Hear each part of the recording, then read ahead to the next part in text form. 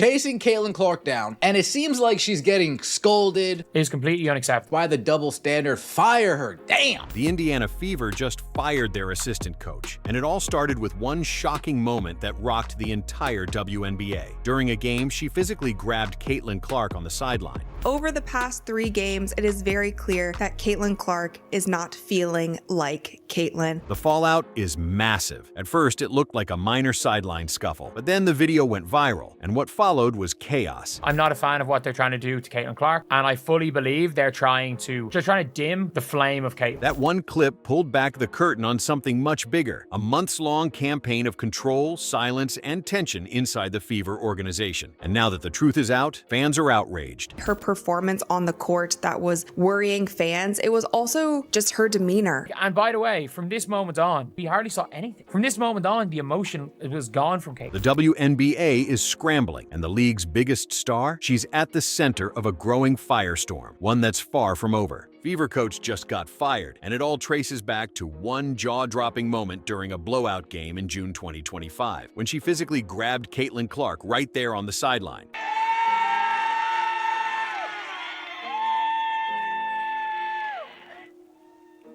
The clip exploded online, racking up millions of views and sending shockwaves across the WNBA. But here's where it gets deeper. Problem that a lot of us have with the referees is it's either very physical and they're calling everything or they're missing calls. This wasn't just one out-of-line moment. No, that grab was the breaking point, the final crack in what's now being exposed as a months-long effort by the Indiana Fever to control, silence, and reshape the league's biggest. You don't really get to be a dog and get to that platform where you get to bring a national title, the first one back to LSU, without having that type of mentality, that chip on your shoulder. That game against the Connecticut Sun wasn't even close. The Fever were up by 20. Caitlin Clark had just drilled a step-back 3 over J.C. Sheldon, hyped up the crowd, and made her way to the bench. It should have been a moment of celebration, but instead of high fives, her own coach reached out and yanked her by the arm mid-hype. And from that moment on, something shifted. She's not like this during the game. That's not Caitlin. That's not who she is. And if you want to turn her into that, that's going to have more negative repercussions than positive outcomes. Clark never re-entered the game, but it wasn't just her minutes that changed. It was her. The fire, the edge, the emotion, gone. If a coach did this to any other player in the league, they'd be fired. Over the next few games, including the matchup against the Valkyries, fans started to notice. Caitlin Clark, normally electric, fiery, alive, suddenly looked muted, robotic, like a shell of herself. And it wasn't just some overreaction. Former players, analysts, even casual fans all picked up on it. Her body language was off. Her voice in interviews sounded different. It was like watching a star fade in real time. You cannot try to turn a player who plays off emotion into a robot. It's not going to work. Caitlin Clark has always thrived on emotion. She said it herself. "That's when I'm at my best," she told reporters after lighting up the Liberty in her breakout game. She feeds off the energy, the noise, the pressure. The crowd fuels her. The spotlight brings her to life. And in college, her coach Lisa Bluter understood that. She let Caitlin be Caitlin, and the results spoke for themselves. The WNBA ratings across the league dropped by over 50%. The WNBA does better when she is on the court. Clark became the most watched athlete in women's college sports history. But in the pros, everything changed. Instead of embracing her fire, the Fever treated her emotion like a liability, like something that needed to be controlled, not unleashed. That arm grab? It wasn't just a one-off moment. It was part of something deeper. A calculated effort to mold Clark into someone she's not. A smile on command, stay quiet, shoot only when we say kind of player. They didn't want a fierce competitor. They wanted a polished product. Caitlin tried to play along. She toned it down, followed the system, but it showed. After that game, her shot attempts dropped. Her minutes became unpredictable, and slowly, her impact started to fade. She wasn't leading anymore. She looked like a passenger on her own team. Yeah, the box score still showed stats, but the spark, the emotion that packed arenas and electrified crowds, it was gone. And then came the referees. In that same Connecticut game, Clark was poked in the eye, shoved to the ground, no whistle. Later, the WNBA admitted officials had lost control and missed multiple key calls. But even then, no suspensions, no accountability, and this wasn't an isolated incident. Clark has been on the receiving end of at least 5 flagrant or technical fouls this season, many from known enforcers. Yet the consequences?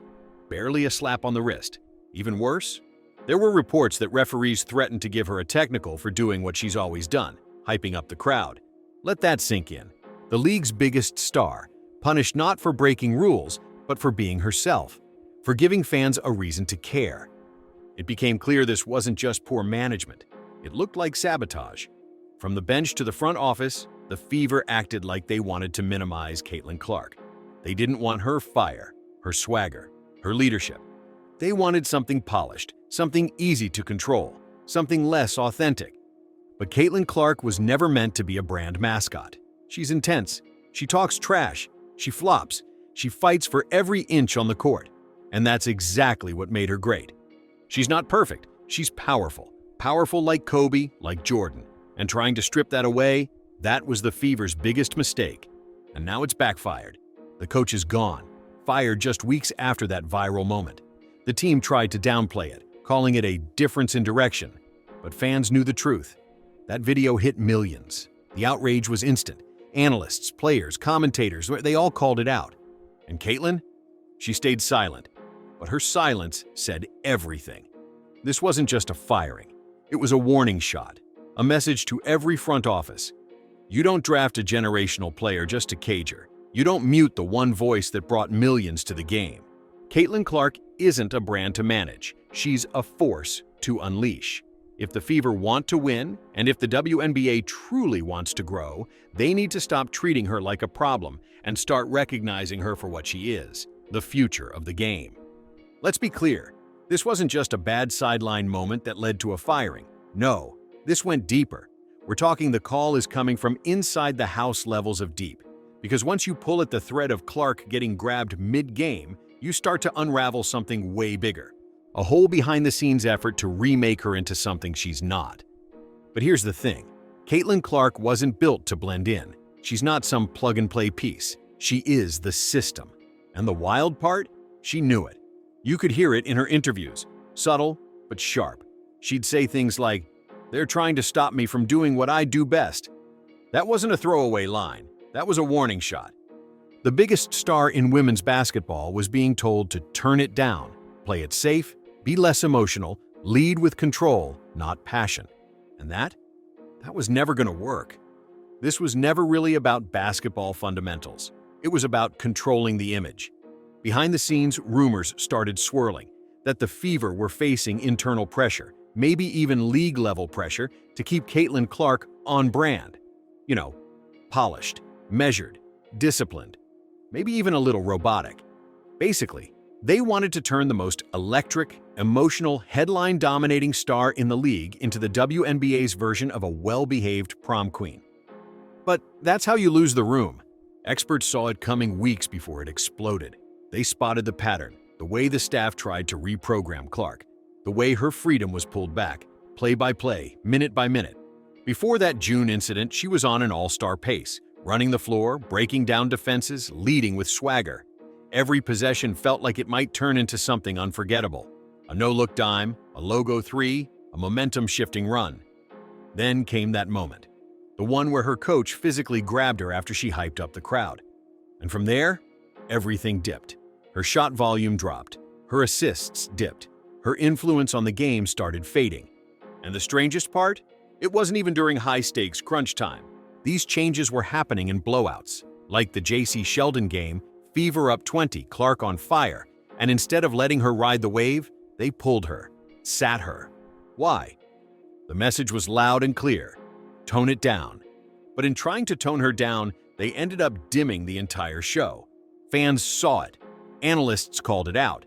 And Caitlin's body language said the rest. No more fire, no more yelling, no more chest bumps. She went from Kobe-level intensity to looking like she was stuck in a corporate training video, all in the span of 2 games. It was hard to watch, because Caitlin Clark isn't just a stat sheet. She's a spark plug. She plays from the heart, not some systemized script. And then came the big moment, the firing. The Fever had spent weeks trying to reshape Caitlin into their idea of a model player. But what they failed to realize is that Caitlin is already exactly who she needs to be. Raw, passionate, unapologetic, and unstoppable. Now, they're learning the hard way. Yes, the coach is gone. But let's not pretend this is about one clipboard or one bad sideline moment. This runs deeper. What happened to Caitlin Clark is about a much bigger failure. A league-wide failure to protect, support, and unleash the biggest star women's basketball has ever seen. And now, like it or not, the WNBA is officially on notice. Because this wasn't just one moment. It wasn't some isolated incident. In less than a full season, Caitlyn's been on the receiving end of 5 different plays that were clearly flagrant or technical worthy. And what has she gotten?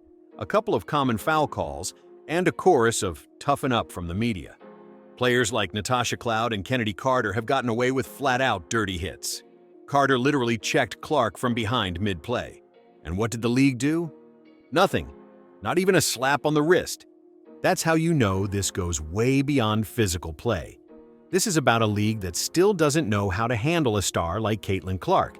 Instead of elevating her, they've treated her like a problem, like her passion is something to manage, not something to celebrate. And that's what makes it so frustrating, because Caitlin Clark isn't just another player, she's a phenomenon.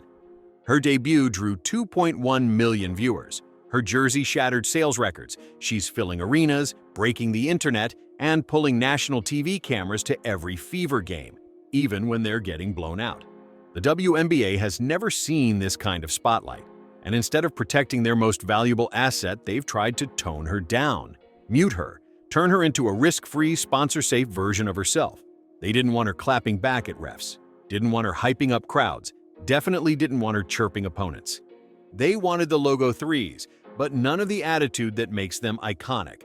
But that's the problem. That is Caitlin Clark.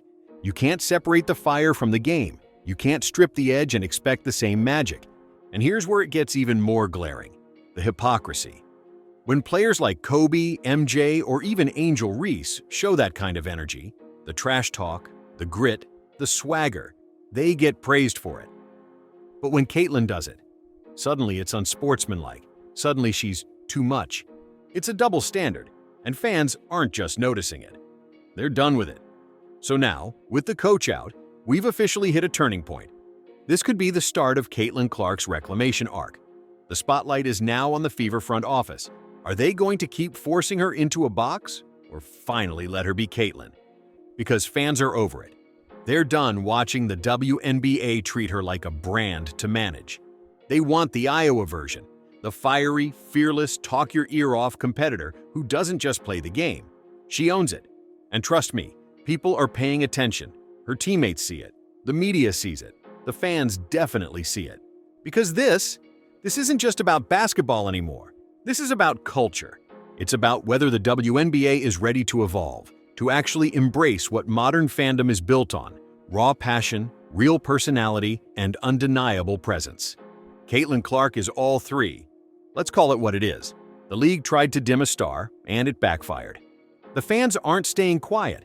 The media isn't letting it slide. And most importantly, Caitlin's not going anywhere. She's still here, still standing.